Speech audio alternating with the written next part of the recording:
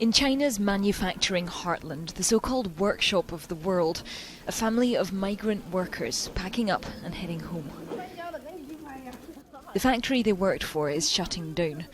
It's not a surprise. They've watched the orders getting steadily worse. It's obvious business is not as good as it used to be. In the past, our industrial zone has more than 10,000 people. Now, only a few thousand are left. The company made shoes for Western fashion brands, but labour costs here are rising. Production is being moved elsewhere.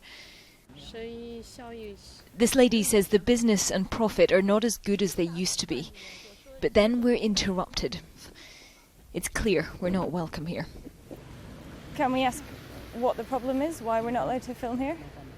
The man declines to identify himself. Are you with the police, with the security services?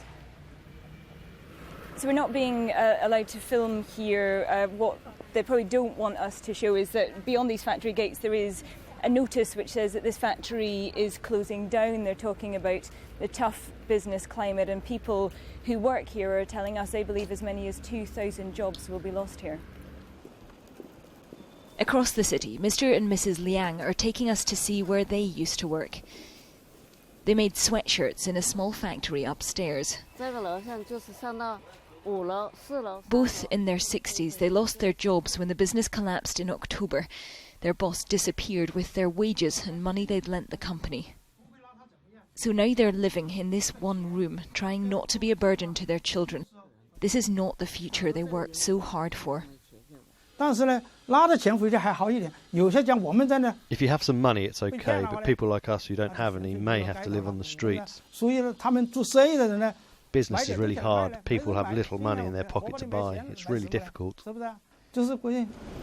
The streets all around are lined with clothing factories, but behind the palm trees the red signs say empty, available for rent.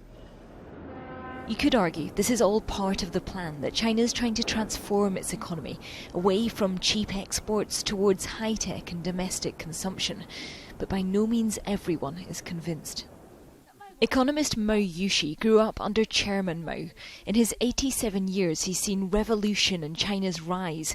Now he has a stark warning for President Xi Jinping and his ever-tightening political control. He cannot hear any different voice. That's a big danger. No check and balance.